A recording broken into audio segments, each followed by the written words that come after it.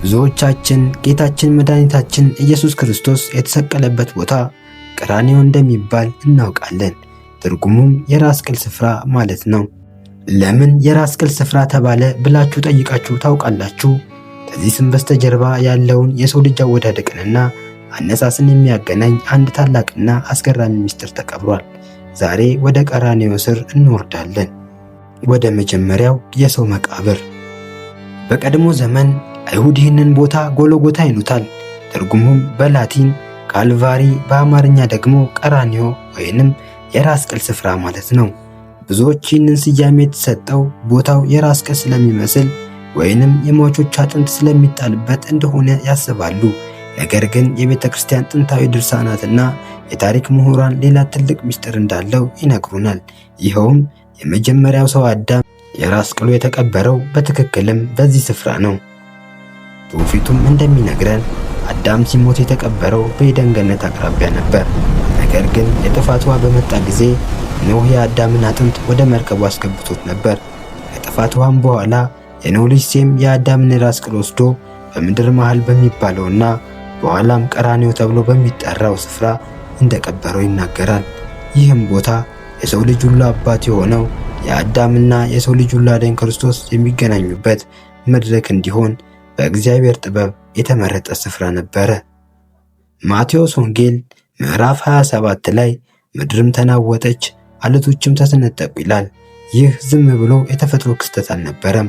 ጌታ በመስቀል ላይ ሆኖ ቅዱስ ነፍሱን በሰጠ ጊዜ ታላቅ የምድር መንቀጥቀጥ ሆነ።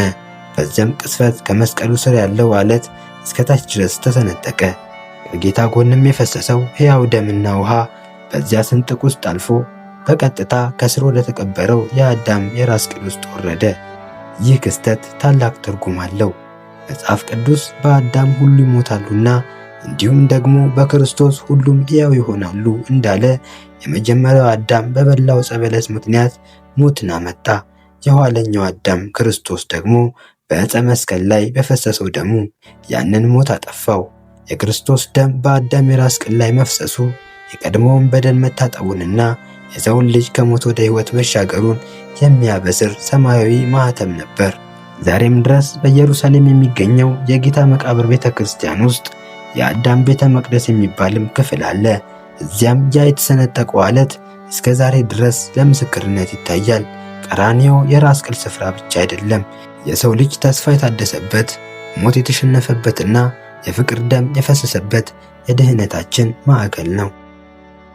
የመጀመሪያው ሰው አዳም ከዚህ ዓለም ድካም ሲያርፍ ልጆቹ በኤደን ገነት አቅራቢያ በሚገኝ የመዝገብ ዋሻ ውስጥ በክብር ቀበሩት። አዳምም ከመሞቱ በፊት ለልጆቹ አንድ ትልቅ ትንቢትና አደራም ሰጥቷቸው ነበር። ይኸውም ከዘመናት በኋላ ዓለም በውሃ ስትጠፋ አጥንቴ እዚያው እንዳይቀር ይዛችሁት ውጡ የሚል ነበረ። ብዙ ዘመናት በኋላ የጥፋት ውሃ መጣ። ኖህም የእግዚአብሔርን ትእዛዝ በመስማት መርከብ ሲሰራ የአባቱንም የአደራ ቃል አልረሳም ነበር። አዳም አጥንትን ከመቃብሩ አውጥቶ ወደ መርከብ ውስጥም አስገባው። ያ አጥንት ማዕበሉ መሃል በመርከቢቱ ውስጥ እንደ ቅዱስ ኑኃይም ተጠብቆ ቆየ። የጥፋት ውሃ ጎድሎ መርከቢቱ በአራራት ተራራ ላይ ካረፈች በኋላ ኖህም ለልጆቹ ምድርን አከፋፈለ። በዚያን ጊዜ ታላቁ ልጁ ሴም የአዳምን የራስ ቅል እንዲጠብቅ አደራ ሰጠው። መልከ ጼዴቅ በተባለ ካህንም ታጅቦ በመልአክ መሪነትም የአዳምን የራስ ቅል ይዞ ተጓዘ። ጉዟቸው ያበቃው የምድር መሃል ተብሎ በሚጠራውና ዛሬ ኢየሩሳሌም ባለችበት ስፍራ ላይ ነበር። መልአኩ በጠቆሙ ቦታ ላይ ሴም የአዳምን የራስ ቅል ቀበረው። ያ ስፍራ በኋላ ላይ ጎልጎታ ወይንም ቀራንዮ ተብሎ ተጠራ። ይህ ዝም ብሎ በአጋጣሚ የሆነ ታሪክ አይደለም። የመጀመሪያው አዳም በሞተበትና የተቀበረበት ቦታ ላይ የኋለኛው አዳም ክርስቶስ ተሰቅሎ የሰውን ልጅ ከሞት ሊያነሳው በእግዚአብሔር ዘላለማዊ ጥበብ የታቀደ ነበር። አዳም በመቃብር ውስጥ ሆኖ መድኃኒቱንም ይጠባበቅ ነበር። መድኃኒቱም መጥቶ በመስቀል ላይ ደሙን አፈሰሰለት። ሰዓቱ ከቀኑ 9 ሰዓት ገደማ ነበር። በኢየሩሳሌም ላይ አስፈሪ ጨለማም በርትቷል። በመስቀል ላይ ያለው የዓለም መድኃኒት ተፈጸመ ብሎ በታላቅ ድምፅ ጮኸ። ቅድስት ነፍሱንም ከሥጋው ተለየች። በዚያም ቅስፈት ነበር ተፈጥሮ ታላቅ ምስክርነቷን መስጠትም የጀመረችው። የማቴዎስ ወንጌል ምዕራፍ 27 ቁጥር 51 ላይ ምድርም ተናወጠች፣ አለቶችም ተሰነጠቁ ይላል። ይህ ስንጥቅ ተራ የተፈጥሮ አደጋ አልነበረም። በትክክል ከመስቀሉ ስር የተሰነጠቀው ያ አለት በቀጥታም ከስር ወደ ተቀበረው የአዳም መቃብር የሚደርስ የህይወት መስመር ነበር። አንድ የሮማ ወታደር ጌታ መሞቱን ለማረጋገጥ ጎኑን በጦር ወጋው። በዚያን ጊዜ ደምና ውሃ ፈሰሰ። ይህ መለኮታዊ ደም በአለቱ ስንጥቅ ውስጥ ሰርጎ በመግባት ለሺዎች ዘመናት ተቀብሮ ለነበረው የአዳም የራስ ቅል ወረደ። እስቲ ያስቡት፣ የመጀመሪያው አዳም በሰራው ኃጢአት ምክንያት አፈር ነህና ወደ አፈር ትመለሳለህ ተብሎ ተፈርዶበት ነበር። በሰው ዘር ላይም የመጣውን ያ የሞት ዕዳ የሚከፍለው ደግሞ በንጹህ ደም ብቻ ነበር። የክርስቶስ ደም በአዳም የራስ ቅል ላይ ሲያርፍ የአዳም ዕዳ ተከፈለ፣ እርግማኑም ተሻረ። አዳም በመቃብር ውስጥ ሆኖ የልጅ ልጁ ፈጣሪውን ደም ተቀበለ። ይህ ታሪክ ዛሬም ምስክር አለው። በኢየሩሳሌም በሚገኘው የጌታ መቃብር ቤተ ክርስቲያን ውስጥ ከመስቀሉ ስፍራ በታች የአዳም ቤተ መቅደስ ይገኛል። እዚያም ያ በጌታ ሞት ጊዜ የተሰነጠቀው አለት እስከ ዛሬ ድረስ ለምስክርነት ቆሞ ይታያል።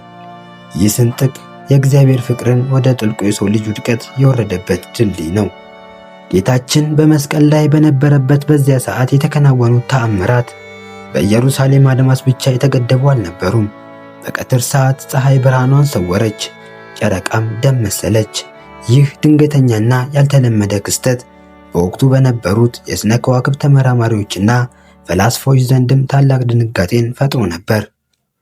በዚያ ወቅት በሩቅ ግብፅ የነበረው ግሪካዊ ፈላስፋ ዲዮናስዮስ ይህንን ከጥበብ በላይ የሆነ ክስተት በትኩረት ተመለከተ። በሳይንሳዊ ስሌትም ፀሐይ የምትጨልምበት ጊዜ ባይሆንም ዓለም ግን በጨለማው ተውጣ ነበር።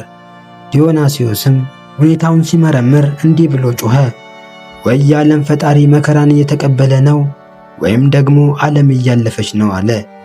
የዲዮናስዮስም ምስክርነት ትልቅ ትርጉም ነበረው። ፈጣሪ በመስቀል ላይ ሲሰቃይ እርሱ የፈጠረው ተፈጥሮ ዝም ማለት አልቻለም። ፀሐይ ፊቷን ሸፈነች፣ ምድር በሐዘን ተናወጠች፣ አለቶችም የፈጣሪያቸውን ሕማም መቋቋም አቃታቸው፣ ተሰነጠቁ። ግዑዝ ፍጥረት እንኳን የፈጣሪውን መከራ በማወቅ በራሱ ቋንቋ አዘነ፣ መሰከረም። ይህ ፈላስፋም በኋላ ላይ ቅዱስ ጳውሎስ ወደ አቴና በሄደ ጊዜ በዚያች ዕለት ያየውን ጨለማ ትርጉም ምን እንደሆነ ተረዳ።